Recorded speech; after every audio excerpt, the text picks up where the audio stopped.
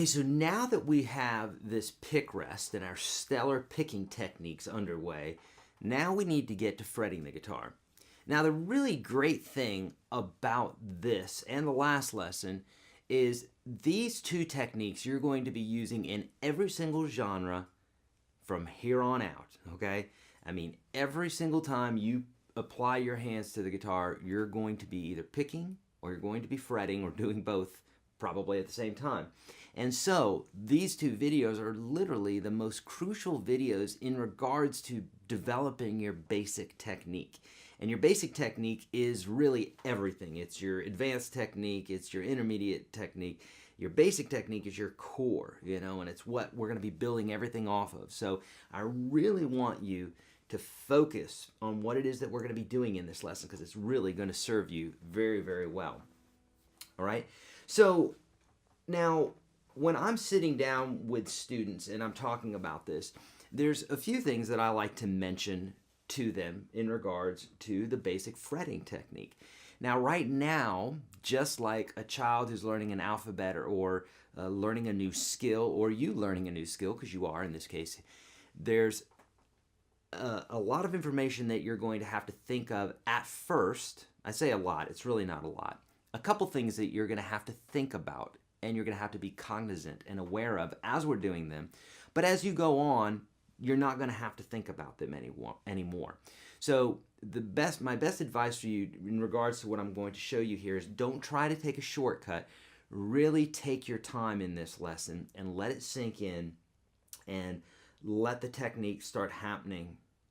But use all the techniques that all the bits and pieces that I'm going to tell you here, allow them to sink in and really take them to heart until it starts becoming more natural. Okay, when you see your favorite guitar player playing, they're not thinking. They don't look like they're thinking. Right? They're just playing all over the neck. And right now, it's going to look the opposite to you, in that you're going to really have to concentrate and work on these bits and pieces. But I promise you that if you do that right now, that will fade away and it will just become part of who you are as a player. Okay, so let's talk about it. There's really, what I say, there's 4 things that to me are crucial in regards to fretting. And the first one is to play on your fingertips. And when we're talking about our fingertips, we're not talking about this right here, okay? Even though most people would consider that the fingertip. What we're talking about is the very front of your finger. So if you're looking at your fingers like this, the very tips. In fact, one thing that I will do with students, new students, is I'll take a Sharpie pen and I'll literally take a dot and put it on their fingers right at the tip, just like that. Okay, anything lower than that, if I were to be down here, something like that, that's not going to be so good, because when you do that, number one, if I'm looking at my hand now, I can see those dots looking straight up at me. And if they're looking up at me, then I know I have my fingers in the wrong place. So they should be down onto the string. So what I like to tell my students is take that dot right there and put that on the fret. Okay? So the difference is you can see my hand is like that as opposed to flat. It's more of a curled technique. That's the only way we can get it there, is to curl that finger. Okay, so putting the dots on your fingers will be very helpful. It will remind you constantly, at least in the beginning, hey, play on your fingertips. Absolutely important.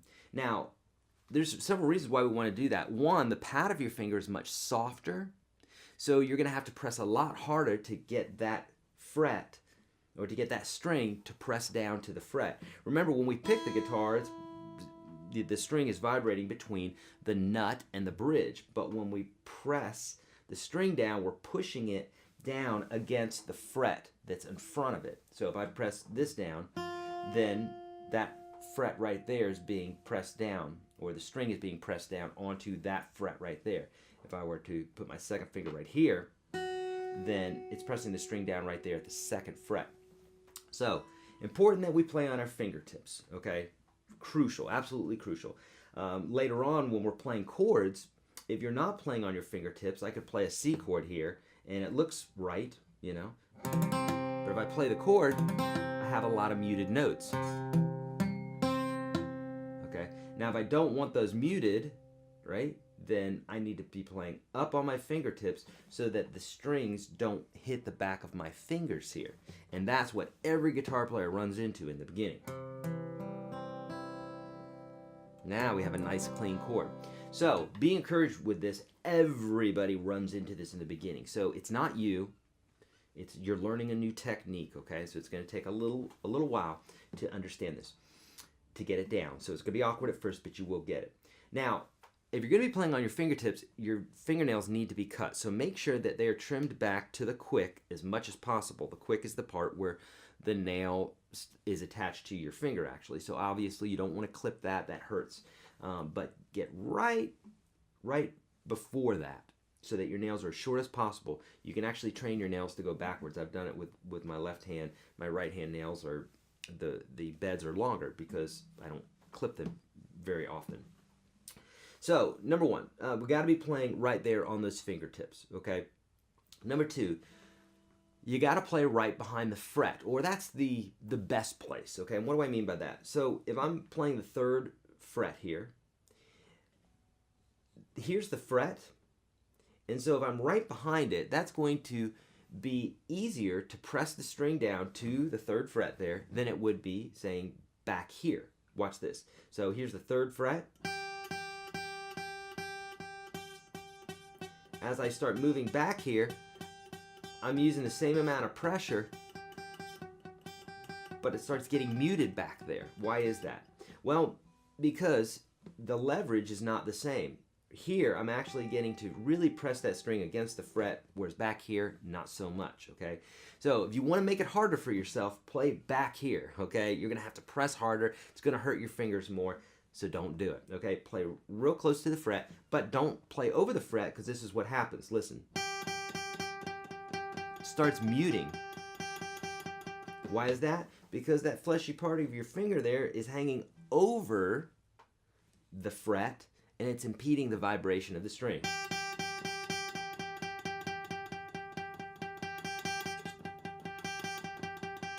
So we want that nice bright sound, not that dull sound, okay? So we want to make sure that we're playing right behind the fret. It's very, very important.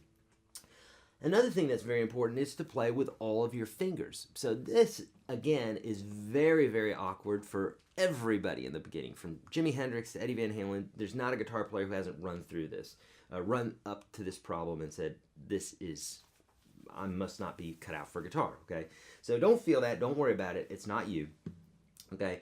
And it's the concept of playing with all your fingers, because the thumb is so close to the first and second finger that is a very natural movement. You know, when I pick up a remote control or anything, the first fingers that are going to grab it are the thumb and the first finger.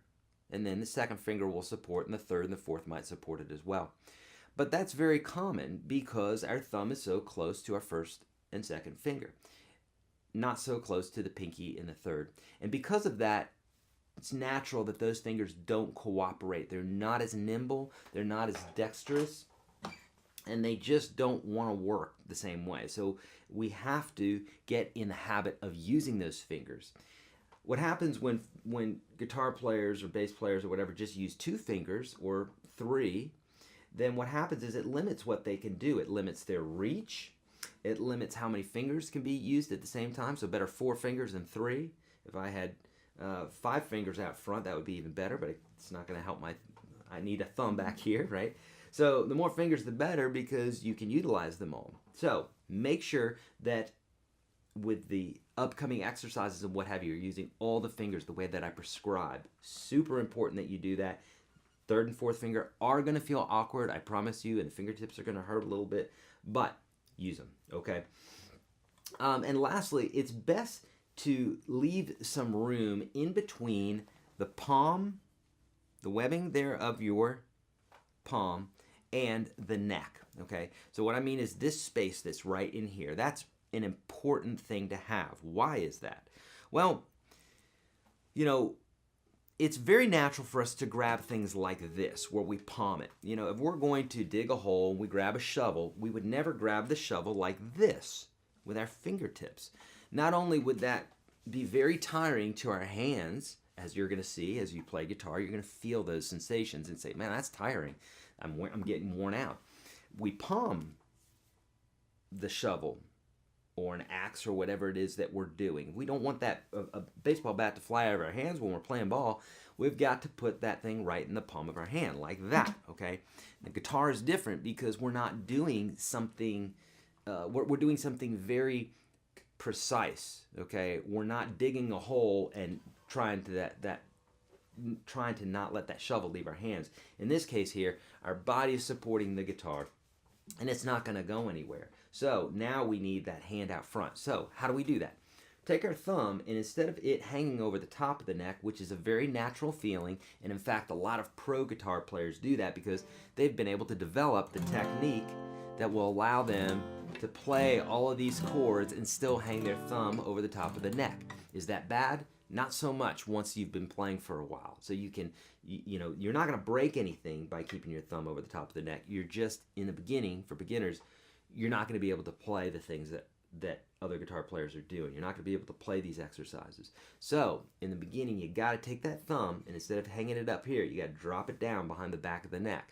The further down, the more slack you have in your hand out front, as you can see. I can reach my hand way up here, but if my thumb comes up, now what happens? Well, now my hand has to go down, and I can't correctly curl my fingers. So if I want that last knuckle curled, which is the most important thing, then we've got to do this, okay? So we've got to leave some space between the neck and the palm. So what I want you to do is take your thumb, drop it behind the back of the neck like that, and that's going to help a lot. Now, another thing it's going to do is it's going to make it very tiring when you're playing these exercises. So playing like this is going to be much more comfortable, but you're not going to be able to play everything that you're looking for. So you drop that thumb, you're going to get strong, you're going to start feeling better in time, okay? It's going to feel weak at first, but just trust me, it's going to feel better in time. And that's going to allow you to play these exercises. Now, last thing I want to tell you is to curl that last knuckle, okay? This top knuckle is the most important, and here's why. A lot of guitar teachers who I've sat in with when I was a kid and everywhere else, or I've listened to them or read books or whatever, they'll tell you different things. They'll say drop your shoulder. They'll say, get your hand out front. Only do the classical position. Other rules that make it stifling for a lot of guitar players. I've found that even if you have your thumb over the top of the neck, not that I'm advising you to do that, especially beginners, but even if you have your thumb over the top of the neck, as long as that last knuckle is curled, you typically are going to be able to play everything, okay? Because these knuckles don't matter as much. Really what we're looking for, see, I could curl these other knuckles, but if this last knuckle's not curled at all, then these are curled a lot, but the last knuckle's not. That's a one-note chord there. Two notes, which is not a chord. So I have to curl that last knuckle. The more I curl that last knuckle, the better. Okay, so the way you can do that is you can take your hand and do like you've seen in martial arts where they take their fingers and they pull them in like that so they don't get broken. And as much as you can curl that, I can do it at a 90-degree angle. I'm not double jointed or anything. Most people can do that. Just take your hand, put it up in the air. If you can do a 90-degree angle, then expect that you could do that when you're playing your chords, okay? So right now, since we're only going to be doing these single notes, and in fact for this video, you can just get the basic technique down, because I'm going to follow this up with an exercise for you called dexterity exercise number 1, and that's going to allow you to actually put this into practice. We're not going to get into chords yet, so some of these techniques you're just going to have to trust me on. But I promise you, when you get to the chords, you'll be so happy that you listened to me, because you're going to be good to go and you're going to be able to play the chords a lot easier than folks who are just saying, oh, I can hear the note, it's playing fine. No. Yes, you could play a bad technique. I could be way back here with an uncurled knuckle, playing not on my fingertip, and it's going to sound the same for that note, although that didn't really, there's bad technique. Note sounds the same. But when you're getting into chords and that sort of thing, you're going to find that it's not the same for sure. All right, my friends. So that is what I want you to think of when you're doing these basic fretting techniques. So for this video, you can just try this with a few different fingers, but we're going to do dexterity exercise number 1, which is really where the rubber meets the road, and you're going to use these 4 or 5 techniques that I'm talking about here. Just be looking at them while you're doing this, and if you run into any problems, I guarantee you it's going to be one of those issues. Oh, and of course you need to press down firmly enough on the string, but that's the last thing, because if you're doing all these other things, it will allow you to have a very light touch, which is really what you want to have, because it will basically relate to speed and everything else later on, technique and speed and what have you. So a light touch is great. Worry about or be concerned with all these techniques first, and then if you're still not getting a note out, then press a little bit harder. All right, let's keep going.